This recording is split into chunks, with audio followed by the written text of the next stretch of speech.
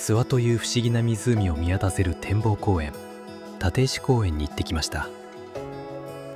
映画「君の名は」に登場する隕石が落下してできた湖、糸守湖のモデルとされている場所です。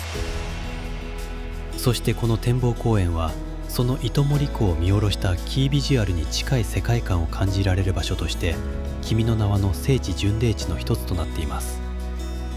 とはいえアニメ好きの人でなくても一見の価値があります。なぜなら諏訪湖は日本でも珍しい地域一帯が振興対象になっている特別な場所だからです。なぜ地域一帯が振興されるのか、この場所から眺めてみるとそれが理解できるような気がします。周囲を山が丸く囲み、その中心に湖が鎮座しているように見えるこの場所には独特の荘厳さを感じ取ることができます。今回は諏訪湖を見渡せる絶景スポット、立石公園を紹介します。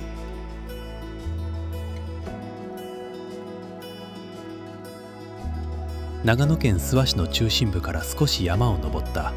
標高934メートルの高台にポツンと開けた場所があります。それが立石公園です。公園の展望台に足を踏み入れた瞬間、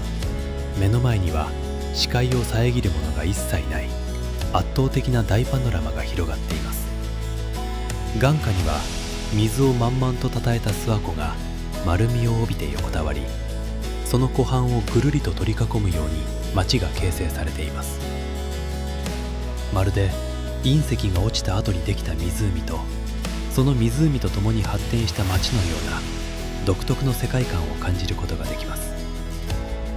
晴れた日には遠く北アルプスの雄大な山々までをも背景として見渡すことができる、まさに天空の展望台と呼ぶにふさわしい絶景スポットです。立石公園は時間帯によって表情を変える風景も魅力です。特におすすめしたいのが昼から夜へと移り変わるフォーマガ時、映画の言葉を借りるなら片割れ時です。西の空に太陽が沈み始めると諏訪湖の水面は黄金色に輝き、やがて燃えるようなオレンジ、そして深い紫へと空の色が溶け合っていきます。日が落ちる頃には街の明かりが灯り始め、自然と人の営みが融合した光景が広がります。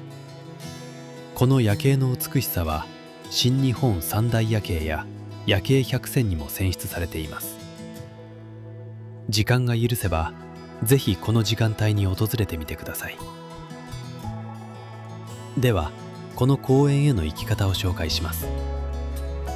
JR 中央本線の上諏訪駅からタクシーを利用していくのが最もスムーズです。この場所を通る路線バスは運行されていないため、旅行者にとっては少しアクセスに手間がかかるかもしれません。しかしだからこそ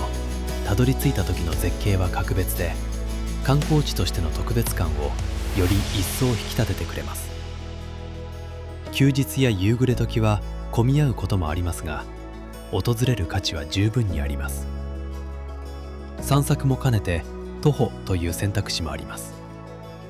上諏訪駅から立石公園までは約 1.5km。 駅を降りてすぐに上り坂になりますが、山間の家々もジブリ世界のような風情があり、景色を楽しみながら目指すことができます。40分程度の街歩きとして楽しんでみてはいかがでしょうか。立石公園が諏訪市の公園として正式に設置されたのは、戦後の復興から高度経済成長期へと向かう昭和31年1956年9月18日のことでした。当時はまだ何も開発されていない山の中腹でしかない場所でしたが、地元の人々はこの場所の景色の良さをすでに知っていたようです。高度経済成長による観光需要の増加や町の開発が進むようになると、この高台の公園の開発の歴史がスタートします。その後一般的な公園として運営がなされてきましたが、平成11年1999年から大規模なリニューアル工事が行われ、現在の姿になりました。リニューアルによって斜面を生かした開放的なスペースが生まれ、歩道が美しく整備されることで、より安全で快適に絶景を楽しめる近代的な公園へと生まれ変わりました。平成28年、2016年には、その素晴らしい眺望から長野県の信州ふるさとの見える丘にも認定されています。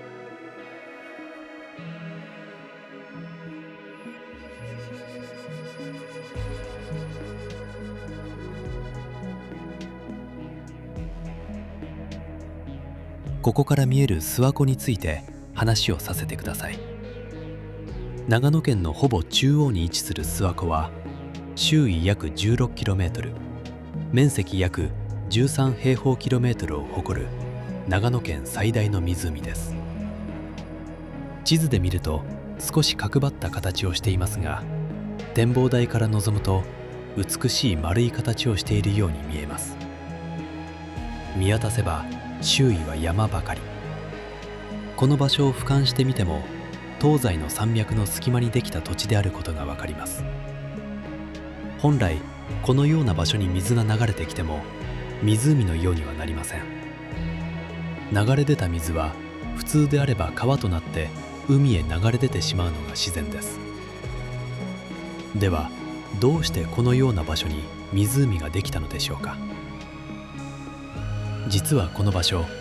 日本列島の2つの巨大な断層が重なる特異な場所なのです。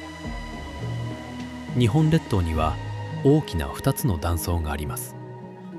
一つが中央構造線と呼ばれる巨大な断層、もう一つが南北に走っている断層、糸魚川静岡構造線です。これらの巨大な断層は日本列島が形成される過程での凄まじいプレートの動きによって作られました。大地が引き裂かれ、そして東西から押しつぶされるような巨大なエネルギーによって大きな山脈が生まれ、日本を代表する南アルプスなどが形成されました。この2つの断層が交差している場所、それが諏訪湖なのです。巨大な断層がクロスし、大地が裂けたその隙間に水が入り込んで生まれた湖だったのです。ここは文字通り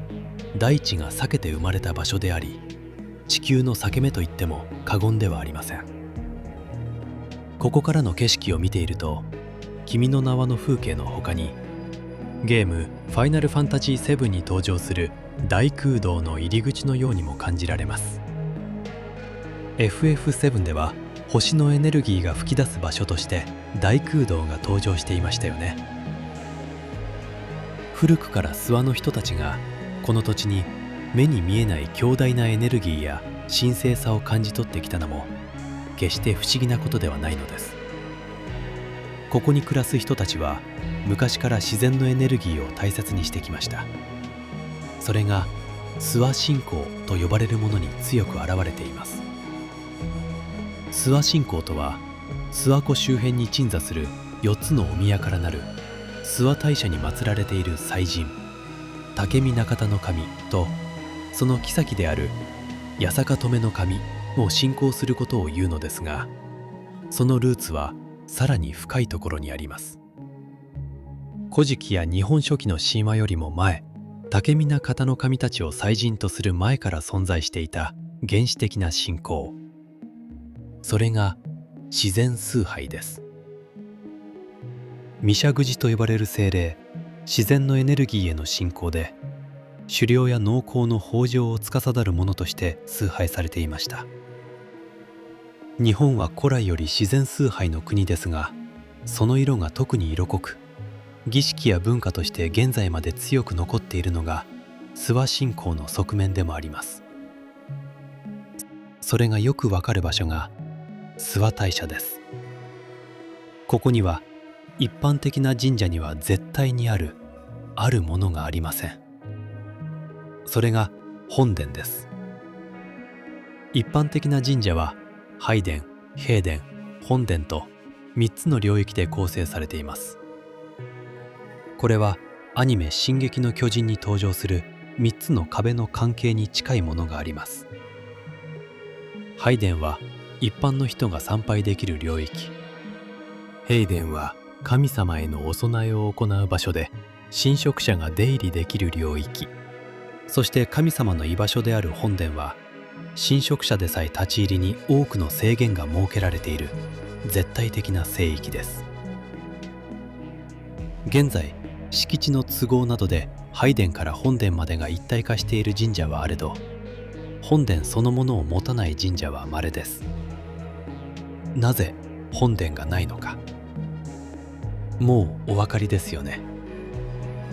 本殿を設けていないのではなく、設ける必要がなかったのです。諏訪大社の上社は背後にある守谷山を、そして下社は御神木を御神体として拝んでいます。これは特定の建物の中に収められている神様を信仰するのではなく、山、森、木、岩といった自然そのものに神が宿ると考える古代の自然崇拝の形をそのまま現代に残しているからなのです。この自然崇拝の強烈なエネルギーを象徴するのが7年に一度行われる天下の奇祭、御柱祭です。山から樹齢200年を超える巨大なもみの木を切り出し、人力だけで急斜面を滑り落とし、川を渡り各お宮の四隅に建てるという勇壮で危険を伴うお祭りです。なぜこんなことをするのか。それは巨木を建てることで聖域を区切り、大地に新しい生命力や霊力を注入し、土地の力を更新するためだと言われています。諏訪信仰とは、厳しい自然の脅威に対する恐れと、そこから得られる恵みに対する感謝が混ざり合った人間の原初的な祈りの形。それが何千年もの間、形を変えずに脈々と息づいている場所なのです。こういった自然崇拝の文脈は、君の名はに登場する糸守町の信仰とも通じる部分があり、映画の世界観を現実の歴史と重ね合わせて感じられる面白さがあります。諏訪信仰の一端を感じられる立石公園ですが、他にも面白いものがあります。ここには公園のシンボルともいえる空に向かってまっすぐに伸びる時計塔の展望台が設置されています。この頂上には日時計があり、晴れの日であればオブジェから落ちる影が数字を指し、時刻を教えてくれるギミックが設けられています。UFO が柱に刺さったかのような前衛的なデザインは、昔からこの場所では UFO の目撃談が多いからかと思いましたが、実は違いました。この諏訪の地は、日本を代表する時計メーカーであるセイコーエプソン、現エプソンの本社がある場所でもあります。そしてここが東洋のスイスとも呼ばれた時計作りの聖地でもあるのです。立石公園の時計塔は東洋のスイスを象徴する時計をモチーフにしたデザインになったのです。そしてこの展望塔は実はセイコーエプソンより寄贈されていました。またこの公園は訪れる人々がそれぞれのペースで過ごせるよう配慮の行き届いた憩いの空間としても非常に優秀です。リニューアルによって整備されたテラス席や芝生の広場、そして各所に配置されたベンチ、特に階段状に作られたベンチスペースはまるで屋外劇場のように広々としており、多くの人が訪れても遮るもののない諏訪湖のパノラマを独り占めすることができます。山間部の公園としてはかなり広く、混雑を感じにくいのも魅力です。もう少し自然を楽しみたいという方は大紫を探してみてはいかがでしょうか。ここは日本の国鳥に指定されている大紫の生息地としても知られており、地元の人々によって大切に保護されています。初夏から盛夏にかけて運が良ければ鮮やかな紫色の羽を広げて力強く舞い飛ぶその雄姿を観察することができます。オオムラサキが生息しているということは、幼虫の餌となるエノキや成虫が樹液を求めて集まるクヌギやコナラの林といった自然環境が健全に保たれている証拠でもあります。アニメや日本の文化を感じるだけでなく、日本の自然を観察するにも向いている立石公園。近くへお越しの際はぜひ立ち寄ってみてください。素晴らしい景色があなたを待っています。ありがとうございました。全ジャパンでした。また次の動画でお会いしましょう。